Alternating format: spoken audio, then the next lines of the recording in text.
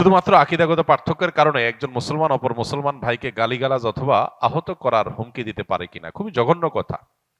লম্বা জুব্বা পরে মুখে দাড়ি নিয়ে নামাজ কালাম পড়ে আমরা এক আকীদার মানুষ আর এক আকীদার মানুষকে, এক দল মুসলমান অন্য দল মুসলমানকে গালিগালাজ বা বাজে কথা বললে সেটা অবশ্যই ইসলামের লঙ্ঘন।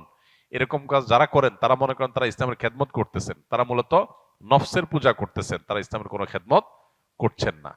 যার যার নিজের চিন্তা দর্শনের পক্ষে তিনি কথা বলবেন, সেটা প্রমাণের চেষ্টা করবেন, সেটার দিকে আহ্বান করবেন, স্বাভাবিক।